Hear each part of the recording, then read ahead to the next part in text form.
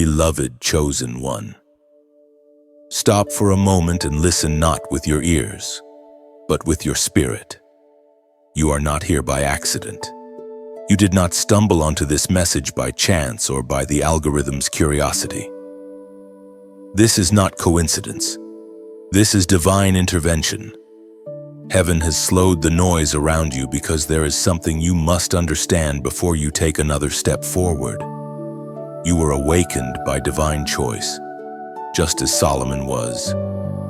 Not because you were the strongest, not because you were the loudest, but because God saw something in you that others could not see.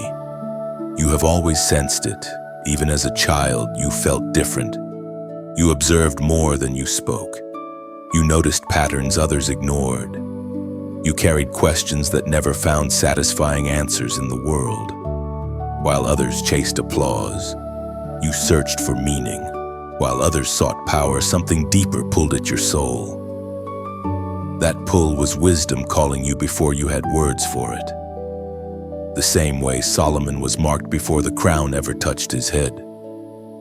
You were marked before life began to make sense. You were never meant to blend in. You were never meant to live small, shallow, or distracted. That discomfort you felt being out of place in rooms where everyone else seems comfortable, that is not a flaw. That is a signal.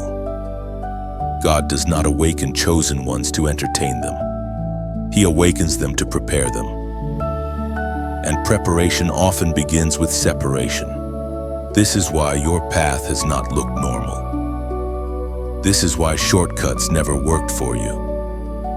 This is why you were protected from certain doors even when you begged for them to open. You are being shaped to carry something heavy: discernment, understanding, insight that cuts through confusion. Wisdom is not glamorous at first. It isolates before it elevates. It humbles before it crowns. Solomon learned this early, and now you are learning it too. Pay attention carefully now. Wisdom is not intelligence. Wisdom is not education. Wisdom is the ability to see from God's perspective while standing in a broken world. It is the capacity to judge without corruption, to lead without ego, to choose righteousness when compromise would be easier. And God does not entrust this lightly. He does not scatter this gift randomly. He selects vessels who can survive the weight of seeing clearly. That is why your life has demanded maturity early. That is why you were forced to grow up faster than others. That is why betrayal shaped you instead of destroying you. You were being trained to read hearts, not just words. To sense motives, not just actions. To understand silence as much as speech. Wisdom sharpens perception, and perception can be painful, but it is also powerful.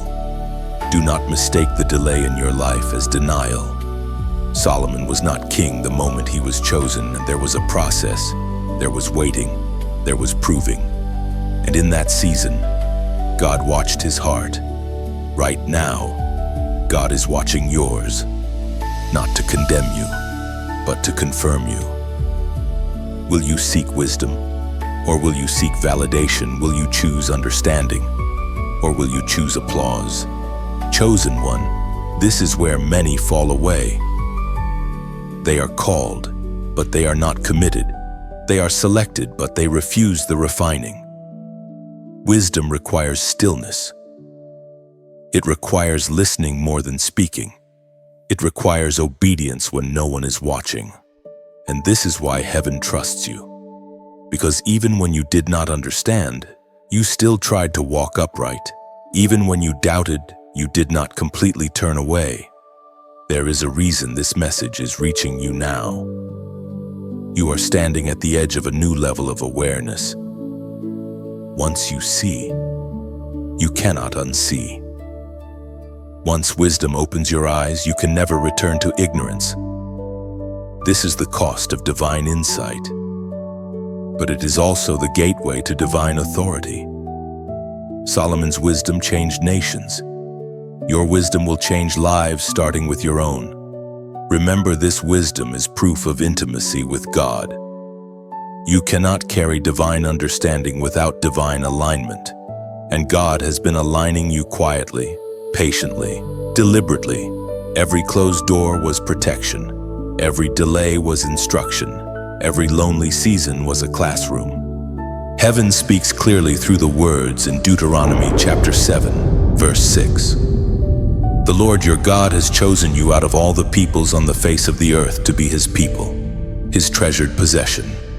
Let that settle into your spirit. You are not just chosen, you are treasured. And treasured things are guarded, refined, and prepared for purpose. Before you move on, mark this moment. If this message resonates, like this video to acknowledge the calling on your life. Share it with someone who needs awakening. And if you are ready to walk this path of divine wisdom fully, subscribe and stay connected. At the very end, as a prophetic act, comment the number 77 to seal your agreement with this calling. You begin to understand something most people never do. Wisdom has weight. It is not light. It is not casual. It is not something you carry without consequence. The moment your eyes opened, the moment your spirit started discerning more than it desired, life became heavier, not darker but deeper. And depth always comes with pressure. You noticed it first in relationships. Conversations started to feel shallow. Laughter felt hollow when it avoided truth. You could sit in a crowded room and still feel alone, not because you were rejected, but because you could see beneath the surface of what everyone else was pretending not to notice. Wisdom pulled you inward. It slowed you down. It made you cautious where others were careless. And that caution was often misunderstood as distance. This is the hidden cost of divine understanding. Wisdom separates before it unites, and it isolates before it positions. Solomon felt this too. To rule wisely meant to see clearly, and to see clearly meant he could no longer indulge illusions, neither his own nor others. When wisdom rests on you, ignorance is no longer an option. You are accountable for what you see. There were moments you wished you could go back to being less aware, less responsible, less burdened. Moments when you envied people who could make reckless choices and sleep peacefully at night. But your conscience would not allow it. Your spirit would not cooperate. Once wisdom touches you, your soul refuses cheap freedom. You are no longer free to live blindly. You are free to live rightly, and that freedom costs more. This is why you've carried grief without obvious loss, why you felt sorrow without tragedy. It wasn't depression, it was perception. You felt the brokenness of systems. You sensed the fragility of people hiding behind confidence. You recognized cycles repeating because no one was willing to stop and understand. Wisdom exposes reality, and reality is not always comforting. You also learned that wisdom demands restraint. There were times you could have spoken and ended arguments instantly, but you stayed silent. Times you could have asserted authority, but chose humility. Times you saw outcomes clearly, yet allowed others to learn through consequence. Wisdom does not rush to prove itself. It waits. And waiting can feel like loneliness when no one understands why you're not reacting like they expect. The wait increased when you realized wisdom does not guarantee protection from pain. In fact, it often invites more of it. Because you feel more. You see more. You carry awareness where others carry distraction. Solomon, the wisest king, still wrote of sorrow. Wisdom did not numb him. It sharpened him. And sharp instruments feel everything. You began to recognize another truth: wisdom attracts responsibility. People leaned on you without asking if you were strong enough. They came to you for answers, stability, grounding. You became the calm one in chaos, the listener in storms, the thinker in moments of panic. And while it honored you, it also exhausted you. You carried burdens that were never spoken aloud because you knew others couldn't handle them. This is the quiet sacrifice of the chosen. You absorb tension so others can breathe. You hold clarity so others can function. You delay your own rest to ensure others don't collapse. Wisdom trains you to endure, but endurance, if unacknowledged, can feel like invisibility. Yet even here, God was shaping you, teaching you balance, showing you that wisdom without boundaries becomes self-betrayal. You were never meant to carry everything alone. Even Solomon, for all his insight, needed divine guidance daily. Wisdom is not self-sustaining. It must remain connected to its source, or it becomes heavy without being holy. This is why you've been driven back into solitude, not as punishment, but as preservation. God has been teaching you to lay the weight down at His feet, to release the pressure of always knowing, always discerning, always being strong. Wisdom is not meant to crush you. It is meant to crown you, but only if you learn to let God carry what you were never meant to hold alone. The sorrow you felt is not weakness, it is evidence. Evidence that you see truth clearly. Evidence that your heart has not grown numb. Evidence that you were trusted with depth. And depth, though painful, is where transformation happens. The ancient words recorded in Ecclesiastes, chapter 1, verse 18, speak directly into your experience, for with much wisdom comes much sorrow. The more knowledge, the more grief. This is not a warning meant to scare you away from wisdom. It is a validation. You are not broken. You are not overly sensitive. You are not failing. You are carrying what wisdom naturally carries, and you will learn, in time, how to carry it without being crushed. There comes a sacred moment in every chosen life when God does not ask what you can do, but what you desire. This moment is quiet, almost unnoticeable to the world, yet it echoes loudly in heaven. It is the moment Solomon faced when God appeared to him not with a command, not with a demand, but with an invitation. And now, in your own way, you are standing in that same moment. You have learned the weight of wisdom. You have felt the cost of seeing clearly. Now comes the turning point, understanding that what you ask for next will shape everything that follows. Many are called, fewer endure, and even fewer ask correctly. This is where destinies quietly diverge. Most people ask God to remove pain, to increase comfort, to grant success without depth, to give results without responsibility. But chosen ones are trained differently. You have already lived long enough to know that comfort never saved anyone. Pleasure never clarified purpose. Power without wisdom always collapses. And so something in you has shifted. Your prayers have changed. Your hunger has matured. You no longer ask, "Why me?" You begin asking, "Teach me." That is the mark of readiness. Solomon could have asked for long life. He could have asked for wealth. He could have asked for the destruction of his enemies, and God would have granted it. But Solomon saw further than the throne. He understood something rare, that the quality of his leadership would determine the fate of many, not just himself. He knew that without wisdom, every other gift would eventually become dangerous. This is where you are now.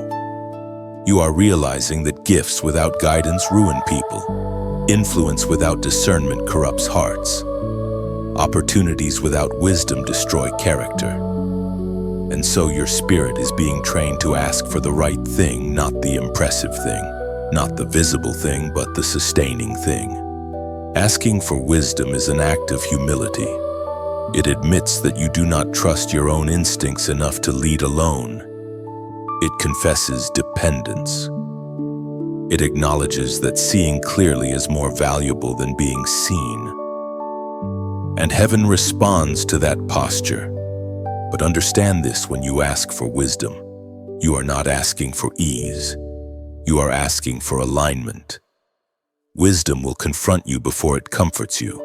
It will correct you before it confirms you. It will require you to unlearn before it allows you to lead.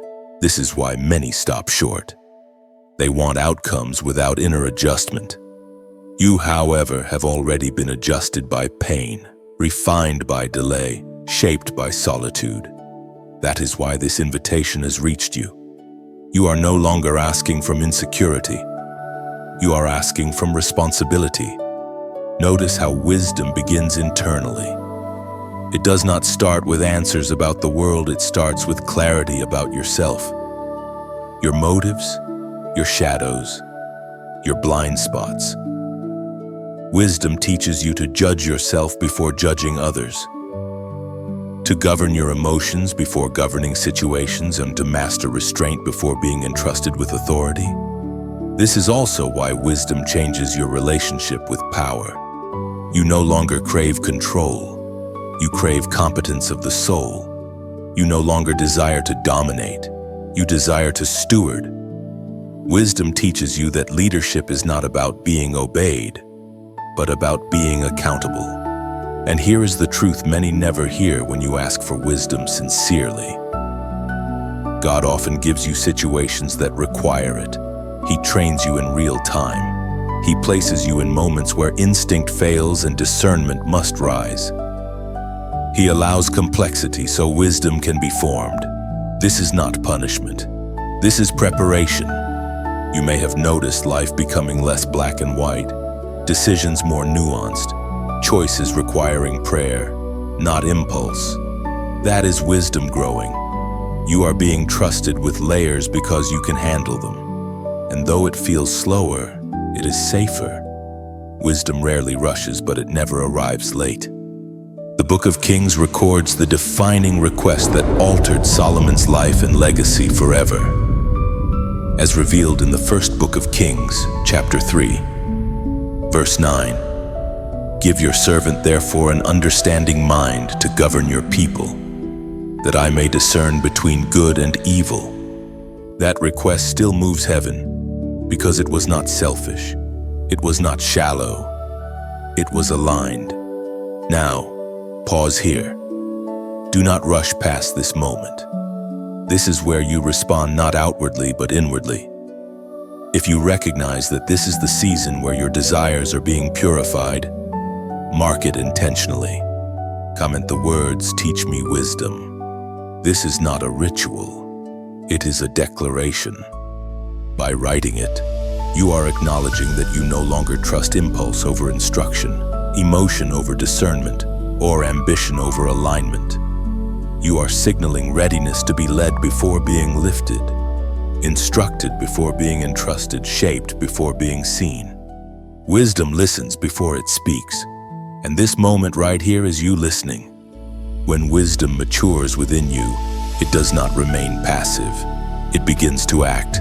It begins to judge not in arrogance, not in condemnation, but in clarity. This is the stage where many become uncomfortable around you, even if they cannot explain why. You have entered the realm of discernment, where light naturally separates itself from darkness simply by being present. Judgment, in its purest form, is not about punishment. It is about division. It is the ability to distinguish truth from appearance, motive from performance, alignment from manipulation. This is the kind of judgment Solomon was known for, not loud decrees, but penetrating insight. You are being trained in the same way. You notice now that words no longer impress you easily. Promises without consistency feel hollow. Charm without integrity raises quiet alarms in your spirit. You are not cynical, you are discerning. Wisdom has refined your senses. You can feel when something is off, even if everything looks right. This is not suspicion. This is perception sharpened by God. This level of discernment can feel isolating. You may struggle to explain why you hesitate, why you pause, why you say no when others say yes. You don't always have evidence you can present. You simply know, and knowing without external proof can be lonely. But this is how divine judgment often works. It sees roots before fruit, seeds before harvest. You are also learning that discernment begins within. Before wisdom exposes others, it exposes you. It confronts subtle pride. It challenges hidden motives. It asks difficult questions about why you want what you want. This is why true discernment produces humility, not superiority. Anyone who uses discernment to elevate themselves has already lost it. As your judgment sharpens, you become less reactive. You no longer rush to defend yourself. You no longer need to win every argument. You understand that time reveals what debate never could. Wisdom teaches you to let truth surface naturally. Light does not chase darkness, it outlasts it. There is also a cost here. Discernment means you can no longer participate in certain environments without feeling the tension. What once felt neutral now feels misaligned. What once felt entertaining now feels draining. You are not judging people, you are recognizing atmospheres. And this recognition forces change. Some relationships will fall away not because of conflict, but because of clarity. You will simply stop resonating. This is painful, but necessary. Judgment that divides light is not cruel, it is surgical. It removes what cannot go where you are going. And God does this gently, often quietly, but always precisely. You may have noticed that people reveal themselves around you. They speak too much. They test boundaries. They expose intentions without realizing it. This is not because you provoke it, but because wisdom creates pressure. Truth surfaces in the presence of discernment. This is why some are drawn to you for counsel, while others avoid you without reason. At this stage, God is teaching you restraint. Discernment does not mean you announce everything you see. Wisdom knows when to speak and when to remain silent. Not every truth needs a microphone. Some truths need maturity. Silence is often the highest form of judgment. Solomon's wisdom was feared not because he was harsh, but because it was accurate. His discernment could not be manipulated. And this is what God is cultivating in you, a heart and mind that cannot be bought, rushed, or emotionally hijacked. Be careful here. Discernment without compassion becomes cold. Compassion without discernment becomes dangerous. God is balancing both within you, teaching you to see clearly and love purely at the same time. This balance is rare. It is also powerful. When wisdom judges rightly, it brings peace, not chaos. It simplifies decisions, it removes confusion, it cuts through emotional fog. You may not always like what it reveals, but you will trust it. Because wisdom does not shout, it confirms. The words of Scripture describe this kind of wisdom with precision. According to what is revealed in the book of James in chapter 3, verse 17. The wisdom from above is first pure, then peaceable, gentle, open to reason, full of mercy and good fruits. Notice the order: pure before powerful, peaceable before persuasive, gentle before dominant. This is the wisdom shaping you now, a wisdom that divides light without creating destruction, a wisdom that exposes without humiliating, a wisdom that judges without hatred. If this message resonates, it is because discernment has already begun working in you. And if it has helped bring clarity, consider liking and sharing it so others who are quietly discerning can find language for what they are experiencing. And if you wish to stay aligned with messages that honor wisdom over noise, you are welcome to subscribe and continue this journey together. You are not becoming harder. You are becoming clearer, and clarity is one of heaven's most dangerous gifts. There is a moment every chosen one must face. A moment that does not announce itself as danger. It arrives disguised as permission, as reward, as relief. This is the season where wisdom is no longer tested by hardship, but by temptation. And make no mistake, temptation is far more dangerous than suffering. Suffering teaches dependence. Temptation tests loyalty. You have already endured pain. You have already survived delay, rejection, and misunderstanding. But now, something subtler approaches. Options increase, doors open, influence grows, people listen. You are no longer ignored, and it is here, at this very stage, that kings fall. Solomon did not lose wisdom because he lacked intelligence. He did not fall because he forgot God existed. He fell because temptation slowly redefined his priorities.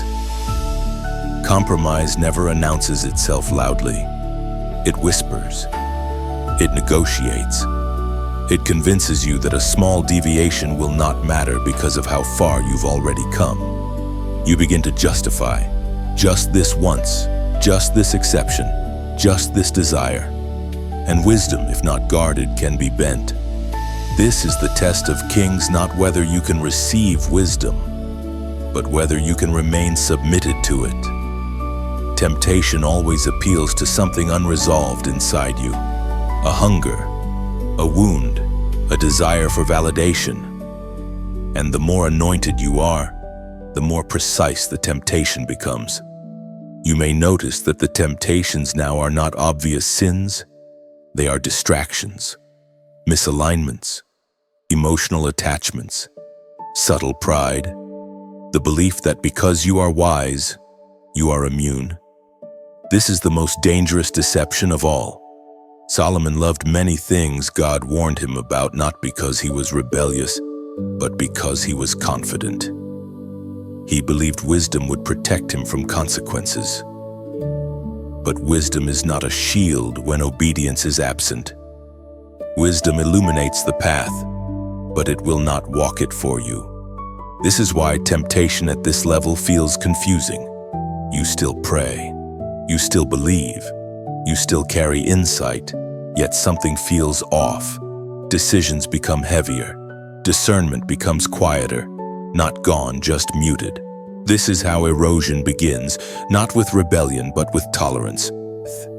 You are learning now that desire must be governed just as strictly as behavior. What you allow to live in your heart eventually shapes what you allow in your life. And kings who do not master desire become servants to it. There is also the temptation of success, of being admired, of being sought after. When people affirm you, it feels good, especially after years of being overlooked. But affirmation can become addictive, and when approval replaces obedience, wisdom begins to bow. God is watching closely in this season, not to punish you, but to warn you. Conviction is mercy, discomfort is protection. The unease you feel when something is slightly misaligned is not weakness. It is wisdom trying to preserve itself. Do not silence it. Temptation always promises relief, but it never delivers freedom. It always asks for a little more the next time. And kings who fall rarely fall suddenly. They drift, they excuse. They delay repentance because nothing bad has happened yet. But wisdom sees outcomes before actions. You are being trained to recognize temptation not by how wrong it looks, but by how subtly it pulls you away from alignment. Anything that dulls your sensitivity to God, anything that inflates your ego, anything that divides your loyalty, that is the real test. The sacred writings do not hide this truth. As the apostle explains with clarity in the letter of James, chapter 1, Verse 14. But each person is tempted when he is lured and enticed by his own desire. Notice this carefully. Temptation does not begin outside of you. It begins with desire. This is why wisdom must govern the inner world before it can safely rule the outer one. Chosen one, this is not a message of fear. It is a message of precision. You are not being accused, you are being protected. God is sharpening your awareness now because what lies ahead requires purity of alignment, not just clarity of mind. If you are willing to remain honest in this season, wisdom will not leave you.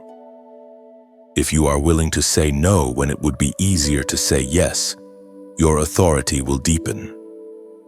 If you resist the urge to compromise for comfort, God will trust you with more. This is the crossroads where many are crowned or quietly disqualified. Pause here. Let this truth settle. And if your spirit recognizes this as confirmation, not condemnation, mark this moment deliberately. Comment the number 999. This number represents completion, and release the decision to let go of desires that no longer serve your calling, and to close doors that wisdom has already warned you about. By commenting it, you are declaring that temptation will not rewrite your destiny, and compromise will not inherit your crown. You are not just wise, you are being refined to remain so. There is a stage beyond temptation, beyond discernment, beyond even the asking for wisdom. It is the stage where you learn how to guard what heaven has already given you. Because wisdom, once received, is not self-sustaining. It must be protected, maintained, and honored, or it slowly fades, not removed by God, but neglected by man. You are discovering now that wisdom is not lost in moments of crisis. It is lost in seasons of comfort. When vigilance relaxes, when prayer becomes optional, when obedience becomes selective. This is how erosion works, not through storms, but through silence. Solomon did not wake up one day foolish. His decline was gradual. A little less listening, a little more confidence in experience, a little more trust in systems he built instead of the God who gave him insight to build them.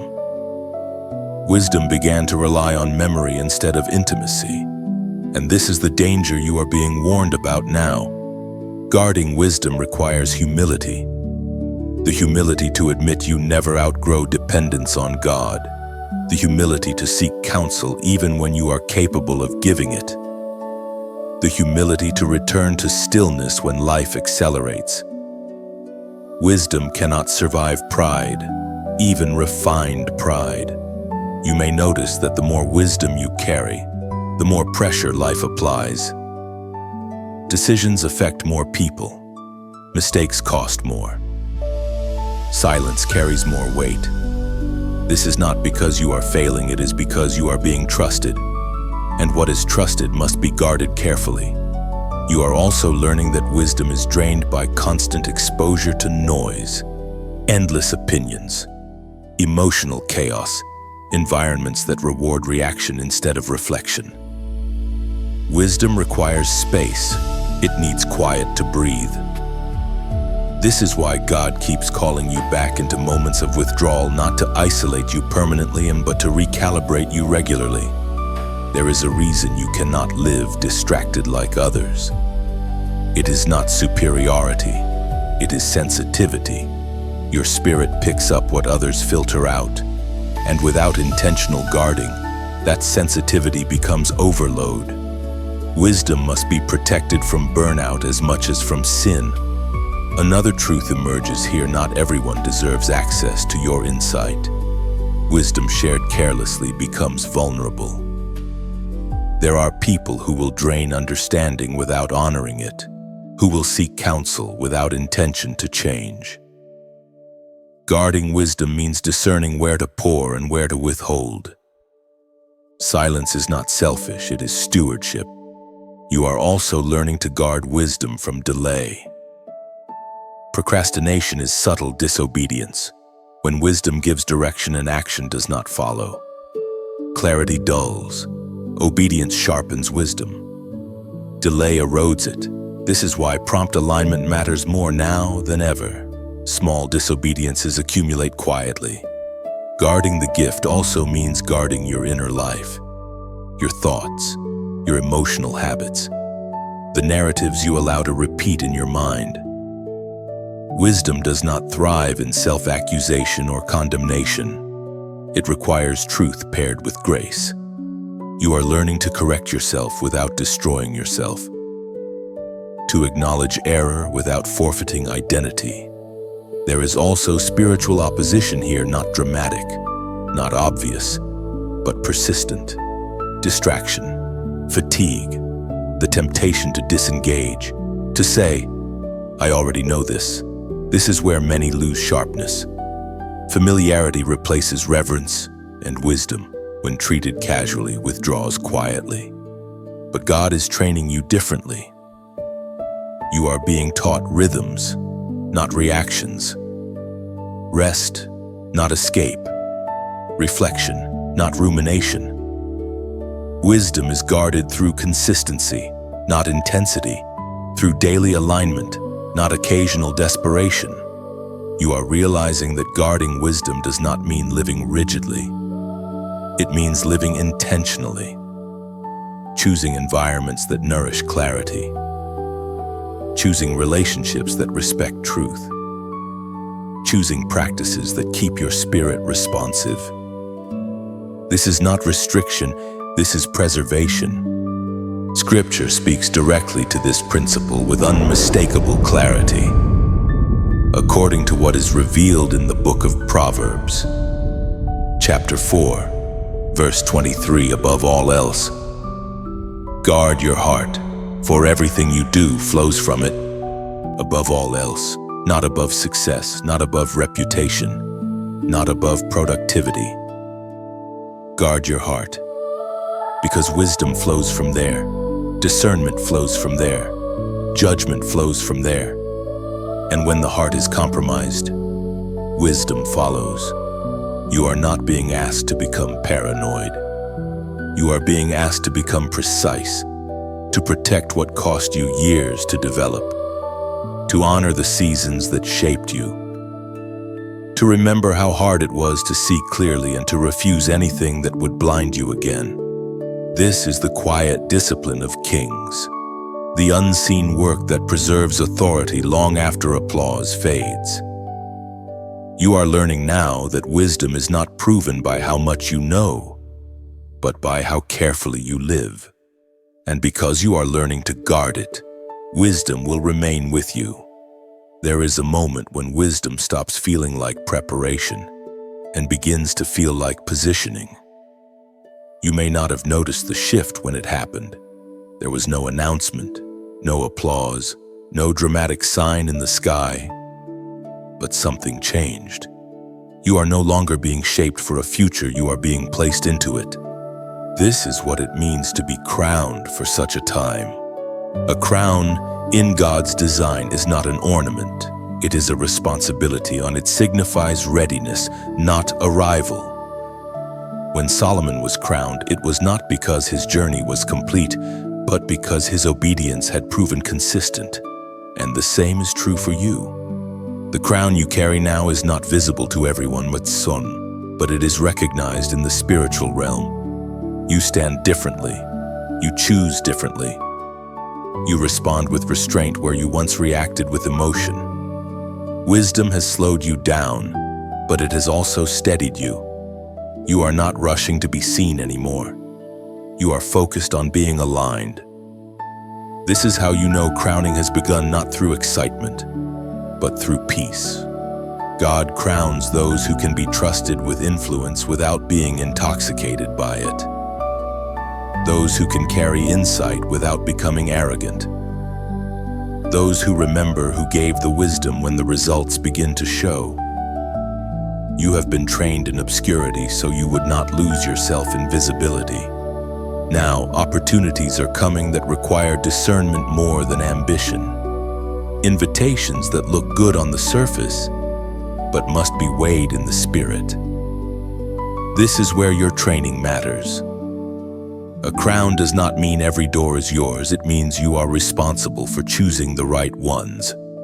You may feel the tension between humility and authority, between staying hidden and stepping forward. This tension is holy. It keeps you grounded. It reminds you that leadership under God is not self-directed. You move when He says move. You speak when He says speak. You wait when He says wait. That is how crowns remain secure.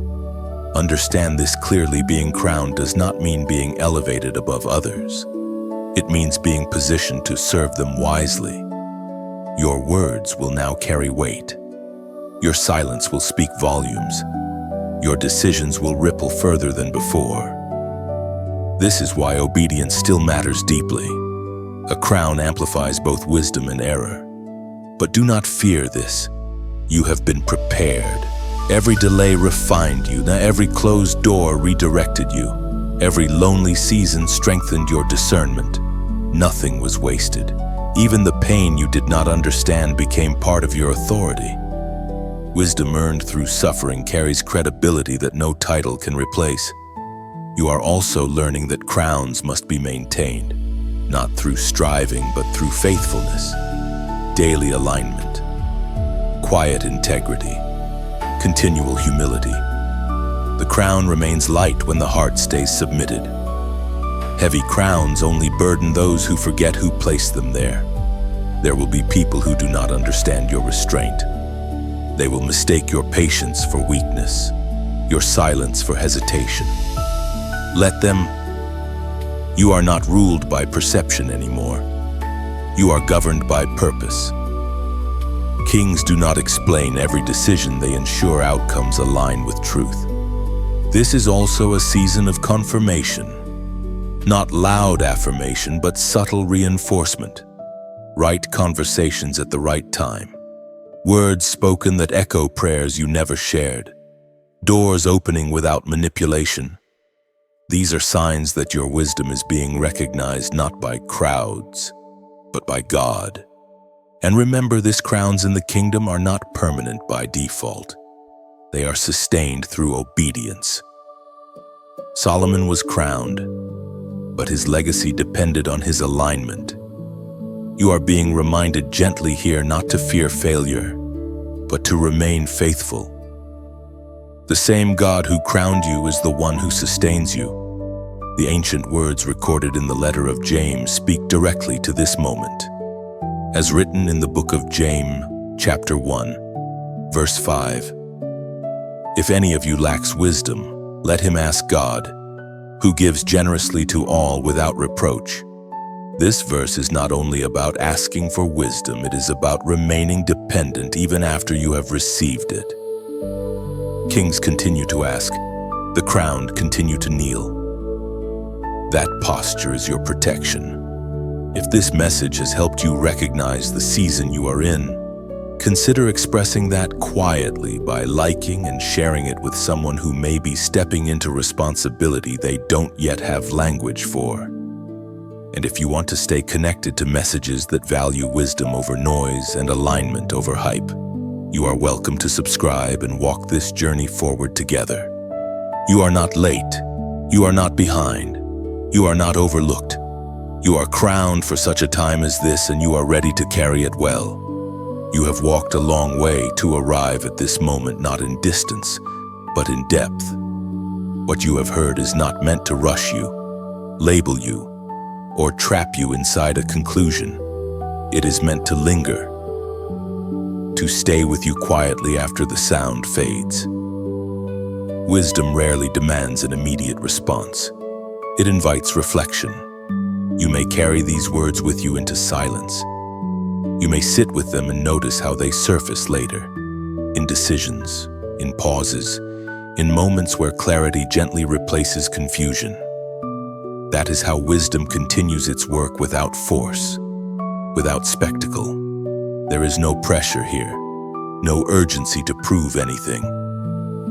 If something resonated, let it mature naturally. If something stirred, allow it to settle into understanding. Growth does not always announce itself. Sometimes it simply unfolds. And if, in your own time, you feel moved to like or share this message so it finds someone else who needs stillness more than noise, that choice is yours. Nothing is required. Nothing is withheld. This ending is not a closing, it is a threshold. You decide how and when you step forward.